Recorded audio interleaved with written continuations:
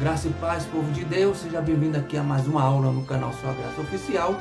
E como de costume, nós estamos dando continuidade à lição anterior, que foi a lição de número 11, onde falou sobre os prejuízos da mentira na família. E agora a lição 12, ela vai falar sobre criando filhos saudáveis.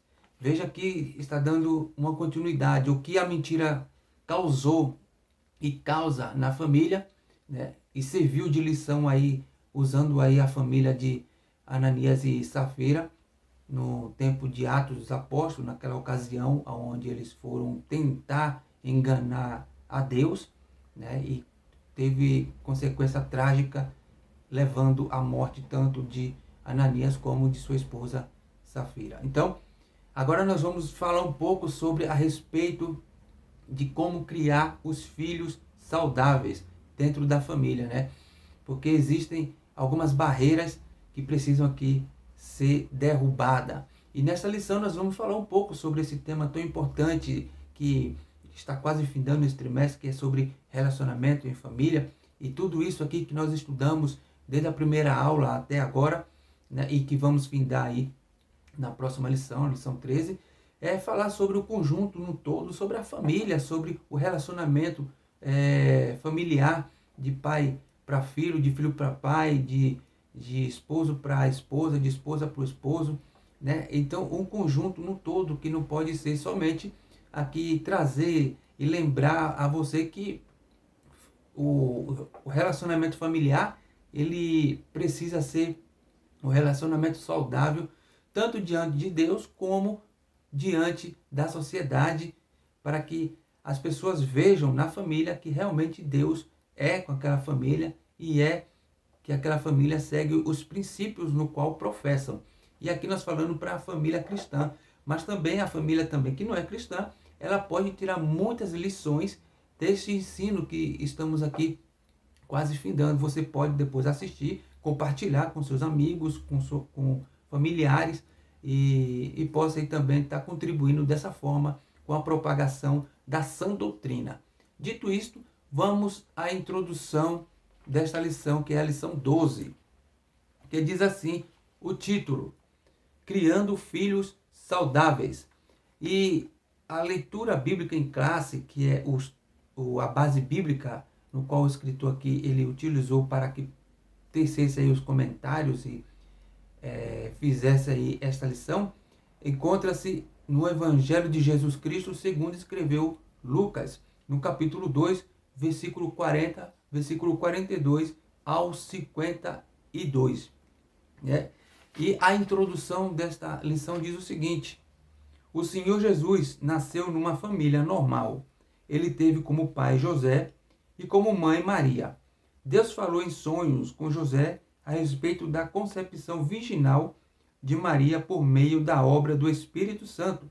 Por isso, ele se tornou o pai adotivo de Jesus. A criança, concebida no ventre de Maria, era de fato o Verbo que se fez carne e habitou entre nós. Isso está descrito em João, capítulo 1, versículo 14.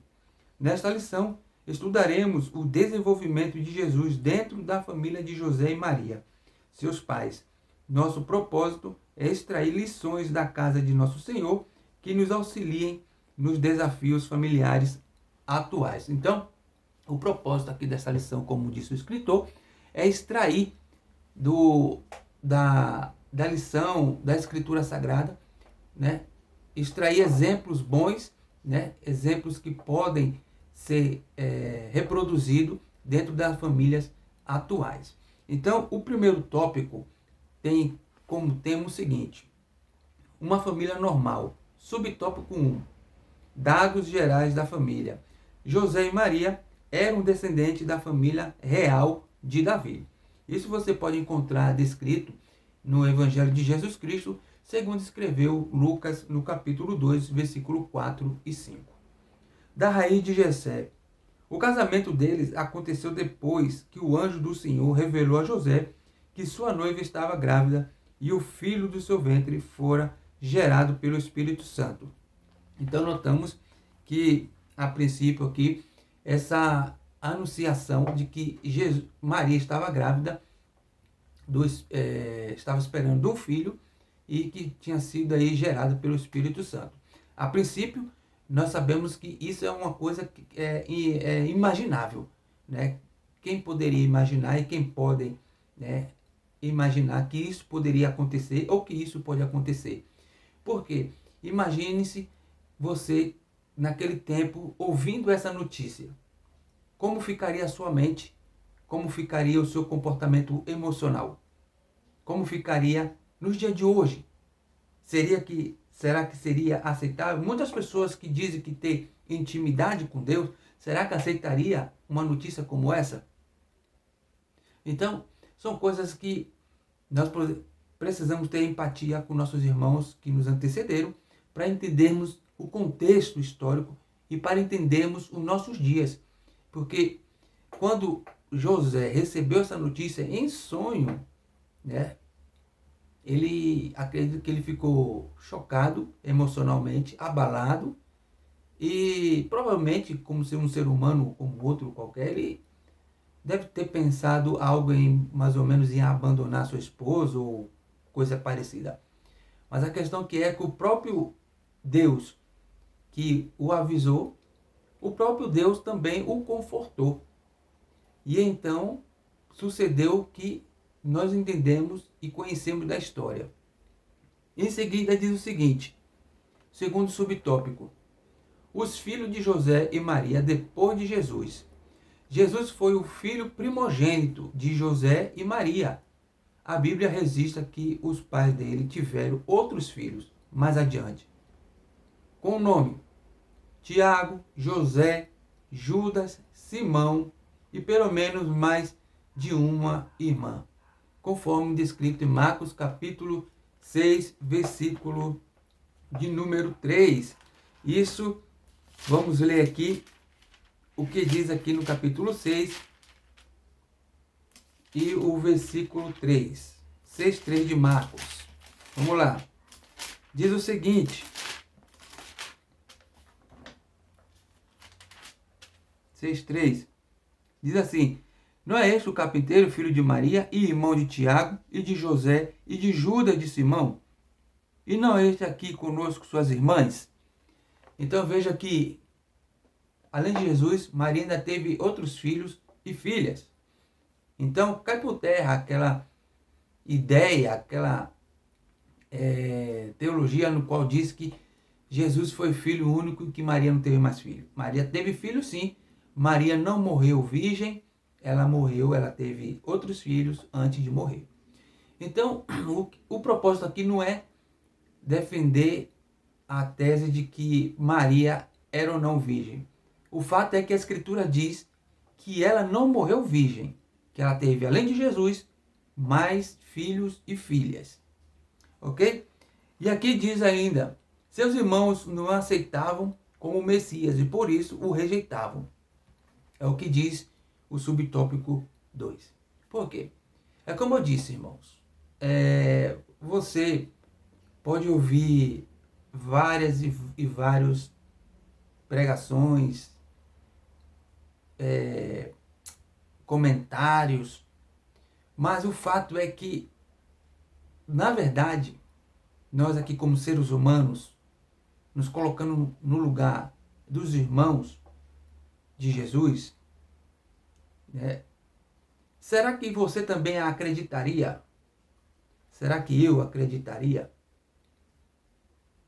Ora, vejamos, uma pessoa que nasceu de uma outra pessoa, cresceu junto com você e de um tempo a outro essa pessoa ela começa a fazer algo maravilhoso, maravilhas, né? E aí a mãe diz que essa pessoa foi fruto do Espírito Santo de Deus, é o Filho de Deus. E a mente dessas pessoas que o arrodeiam, né, que estão do seu lado, uma mente corrompida devido ao pecado, no mundo que vivia, na geografia que estavam, no contexto histórico que estavam, onde surgiam muitas pessoas se dizendo ser o Messias, alguns outros rebeldes, revolucionários, que se autoproclamavam Messias. Era normal que as pessoas não o aceitassem. Quando a Bíblia relata esse fato, isso não quer dizer que nós devemos julgá-los de forma errônea.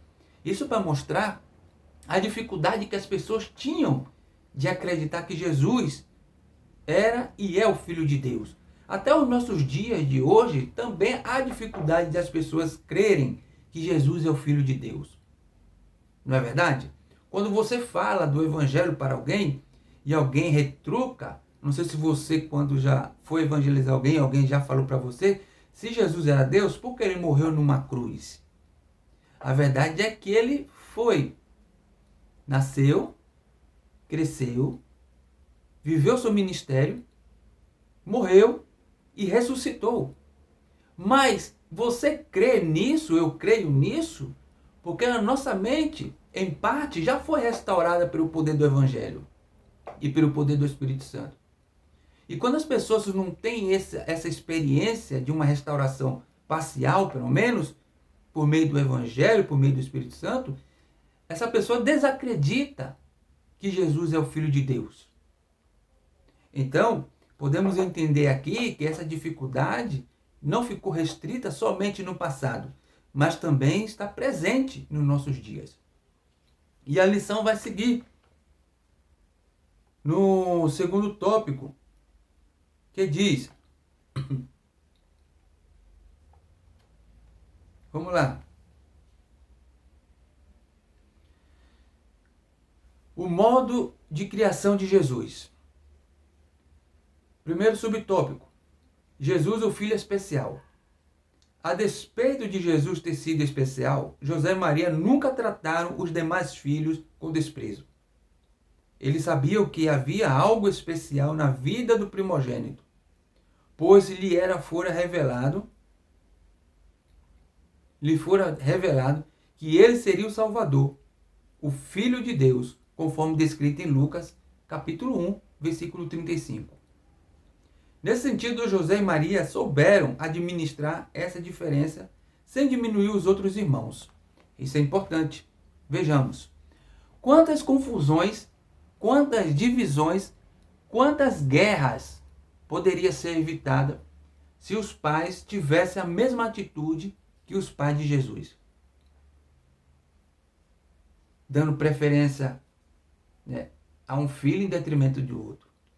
A família de Jesus aqui nos dá um bom exemplo de que ela não fazia diferença entre Jesus, mesmo sabendo que Jesus era especial, era o Filho de Deus, não fazia caso dos demais filhos por causa de Jesus. Muito pelo contrário, eles ensinam que os mesmo carinho, o mesmo afeto tinha tanto com Jesus como os demais filhos.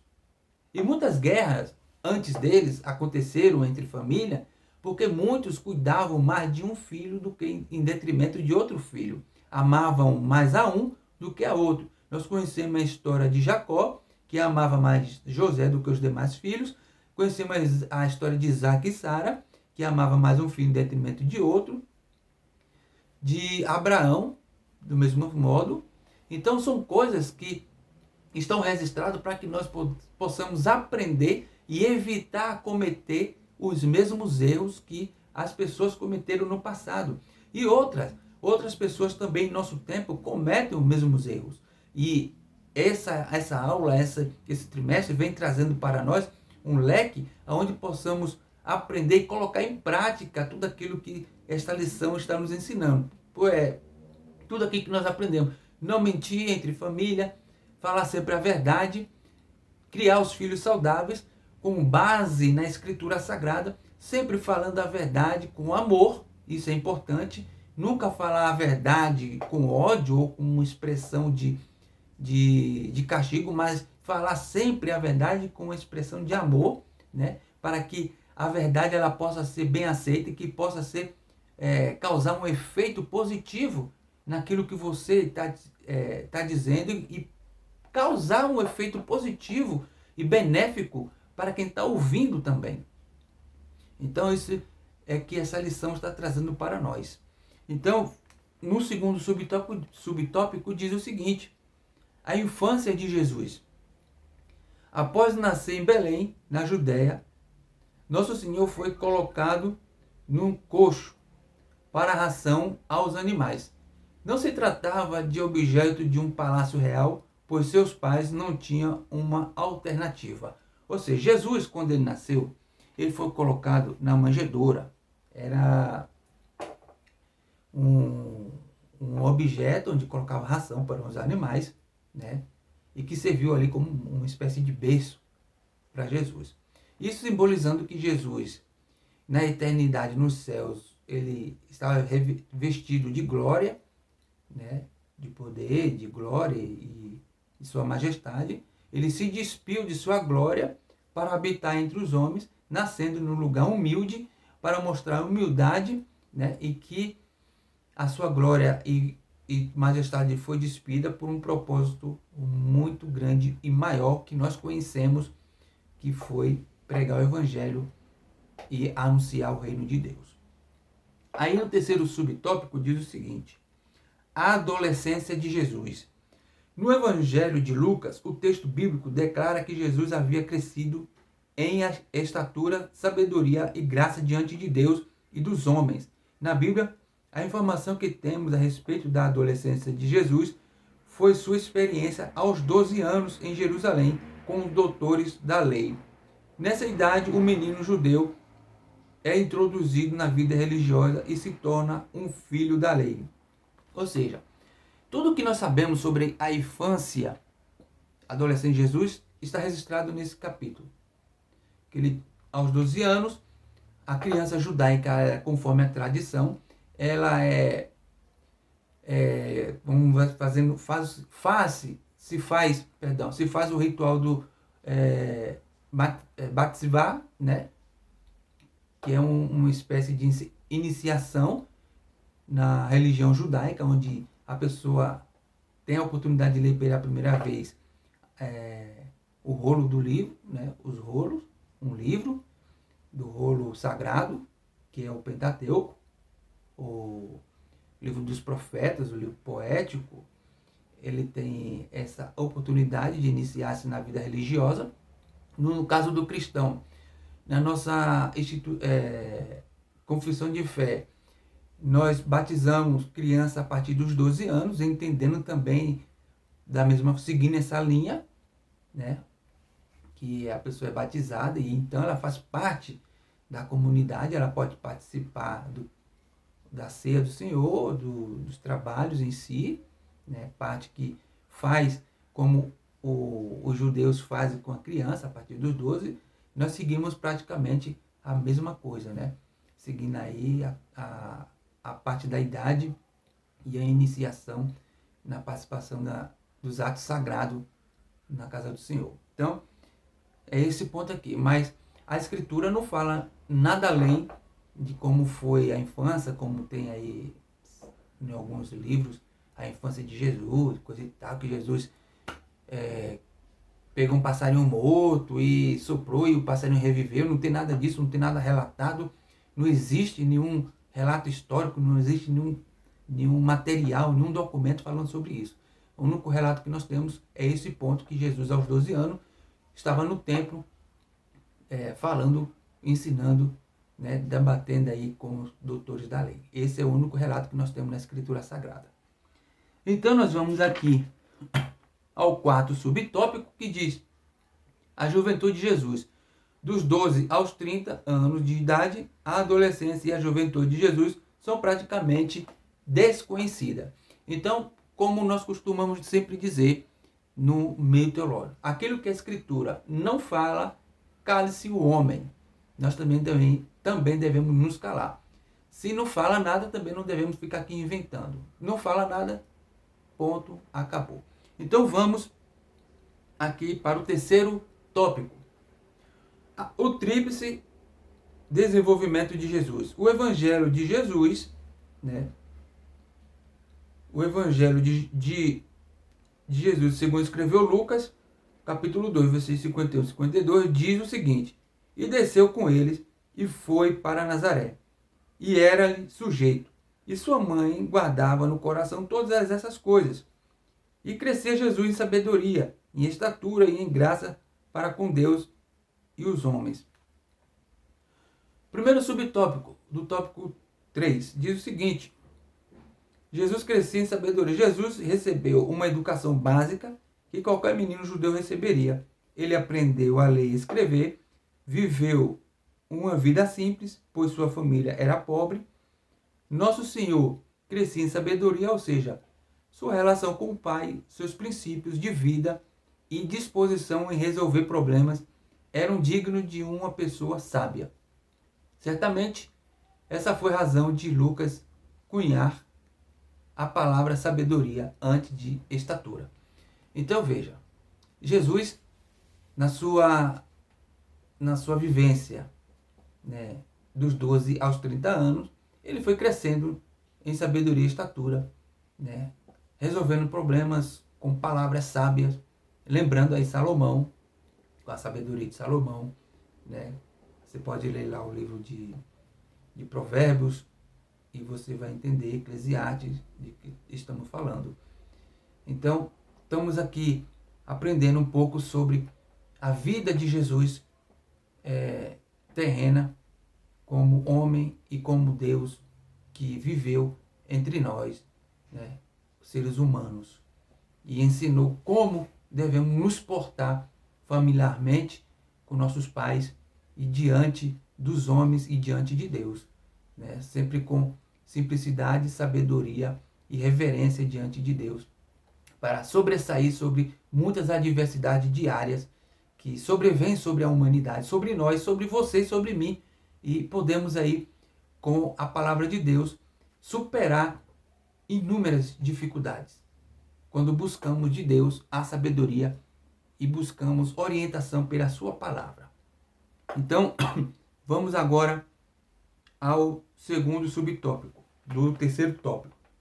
Jesus crescia em estatura. A palavra estatura se refere ao crescimento físico do menino Jesus, pois o texto está no contexto do desenvolvimento físico de nosso Senhor. Jesus viveu em Nazaré até aos 30 anos, tinha a estatura mediana de qualquer judeu. Seu corpo era normal e saudável. Não por acaso, Jesus se desenvolveu no trabalho de carpintaria, ok? Lembrando que seu pai era carpinteiro, ele era natural, tradição também da judaica, tradição judaica, que o filho seguisse a profissão dos pais. Terceiro subtópico diz o seguinte: Jesus crescia em graça diante de Deus e dos homens. A graça para com Deus Pai tinha a ver com a consciência de Jesus quanto à sua natureza e missão, ou seja, ele entendia o seu propósito, a sua missão na terra, para que ele veio, ok? Então, isso que a Bíblia fala que ele crescia, né? Ele tinha graça diante de Deus, ele entendia o propósito. Cada um de nós devemos entender o propósito que nós temos diante de Deus, diante da sociedade, ok? Então, o quarto subtópico diz o seguinte: lições importantes.